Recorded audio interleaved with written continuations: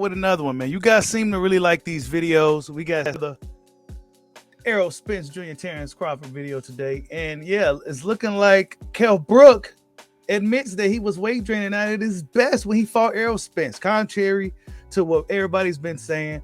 Oh, well, Crawford fought a Brook that was this, that. Well, Kell Brook, let's hear what Kell Brook himself has to say. Salute to, according to boxing, and salute to Fight Hub TV. Let's see what Kell Brook himself had to say. And I think with, obviously with Errol Spence fighting Golovkin and fighting at middleweight and then going on my holiday and eating like those fighters do. And then having Errol Spence as my mandatory and I've been coming back down to 147. As you know, I'm a huge 147 fighter back then. And, not getting the best out of myself in training and killing myself to make the weight and not being able to push on the second half of the fight with him, So mine would be come down to preparation and my lifestyle. But I don't want to take the light away from them two fighters. Kell's accent is strong as hell, right? But yeah, you heard him himself say that he just pretty much wasn't at his best. It was pretty much a weight cutting camp for Kell, right? Kell was in a weight cutting camp before he fought Spence. Now, this is only reason why I'm even bringing this up, because when we do the fans' perspective, I hear the argument for a lot of guys is that Kell Brook was fresher when he fought Errol Spence versus when he fought Crawford. I mean, they share two common opponents in Shawn and Kell Brook. And if you want to take away all the things that we know, Terence Crawford stopped these guys better, and he handled them better than Errol Spence did. That's the facts, right? But let Kell Brook tell it himself really what it is. Now, Breadman is here also on this panel, and he breaks down Stephen Breadman Edwards, as the coach of J-Rock and many other guys, Caleb Plant. He breaks down why it's important for Spence, more important for Spence to get a faster start and better start than Crawford. Let's see. I think that it's more important for Errol to get a better start than it is for Terence. I think I'm gonna tell you why. I don't have a pick on this fight yet. I think it's a 50-50 fight. But it's one thing that I've noticed is that Terence can be in cruise control and not be going like all the way 100% full speed ahead and still get results. With the way Errol's style is, he's more of a grinder. He's not as a dynamic of a sharpshooter where he has to kind of like go a little bit harder to get results. Facts. See, and that's a really, really good breakdown from Breadman. Crawford, he could be on cruise control and still do what he normally does. Errol Spence, he has to grind you out. He has to beat you up. He has to seek and destroy you. So here's what I think about that. If Errol is going 100% full blast ahead, throwing 70, 80 punches around, and Terence is about, real smooth, picking his shots, not really throwing much hard. Because you watch Terence, he throws a lot of touch shots and then he hits you with the same shot. He'll hit you with a shot at about 60% power, and then he'll come back with the same shot. It'll be like 100% power. And you're like, God damn, where'd that come from? Because he'll just be touching you with stuff. Terence doesn't allow himself to be carried really fast. So if Errol is going 100 miles an hour. And you notice as Breadman and when Kell was talking, Shawn shaking his head because, yeah, it's facts. And Terence is about 60, 70% real smooth and seeing everything. And let's say after 4 to 6 rounds, they're even or Terence is up and Errol's going 100 miles an hour, Errol's in trouble. You know what I mean? So I think that it's better if Errol gets a faster start than with Terence, because Terence doesn't need a really good start to win the fight. Both guys are late round sharks, but Errol's style is more physically demanding. Yeah. He doesn't have that laid back picking kind of style. That's a good point. Errol's style is more physically demanding. And going into this fight, Errol, we got to question. This is something that I always question. And I'm not saying it to, but it's just real. We see these guys have trouble making weight and having problems. How good could Errol body still hold up now, cutting that weight after all these years? So if he's down early and he's fighting 100 miles an hour, I feel like that he'll be in more trouble because Terence has that gear where he could just switch it on and just turn it up. So if he's even with Earl and he's only fighting at about 60, 70% energy output, and then he turns it up, Earl will have a big problem. Wow. Good breakdown from Breadman. Good breakdown, because a lot of people say that Spence, he needs to come out hot, and Spence said he's going to big step to Terence Crawford. But I don't know if that's that's a good breakdown from Breadman. Terence Crawford, he could just cruise in a fight. He's picking shots, he's taking his time, and he'll eventually, get it done.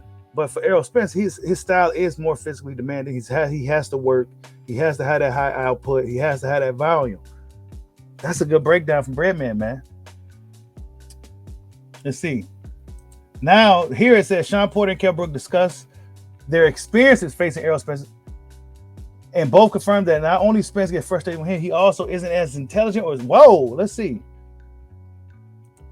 And I'm definitely gonna paint this picture the correct way. When I fought Errol, going into that fight, I said I need everything to beat this guy.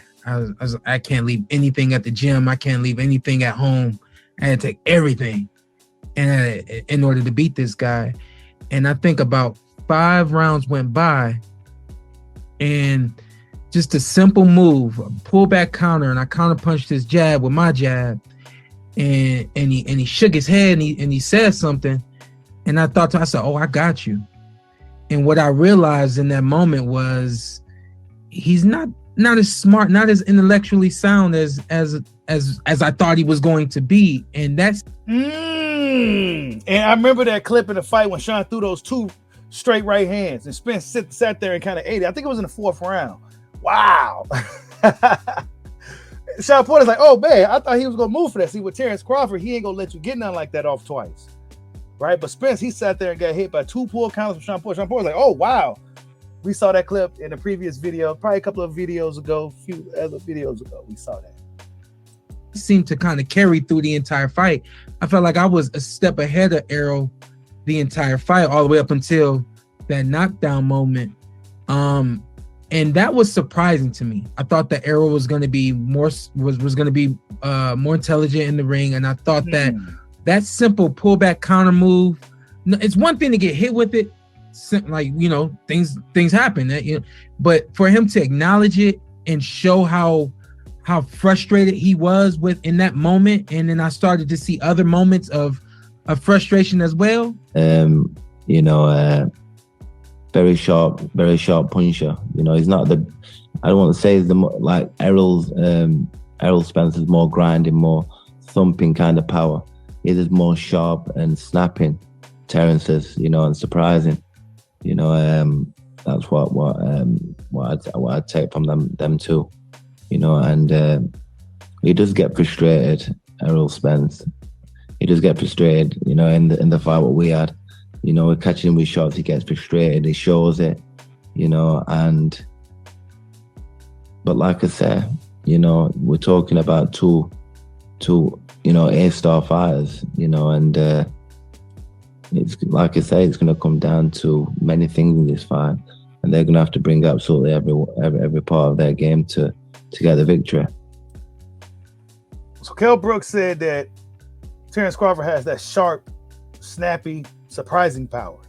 Errol Spence has the grinding, thumping, thudding power.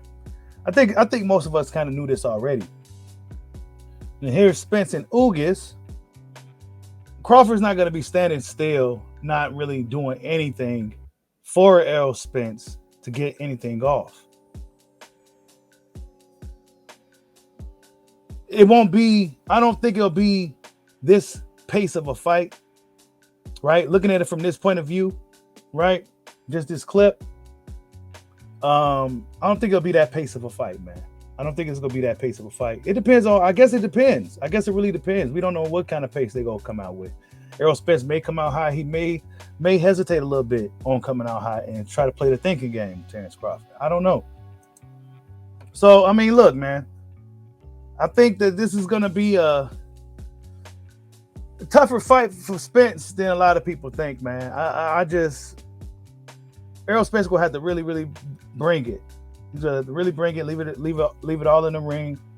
and really give it his all against Terence Bud Crawford. I don't think stylistically, like I said before, man, many times, I think it's a bad matchup stylistically. But Errol Spence does have the size advantage. He may have the durability advantage.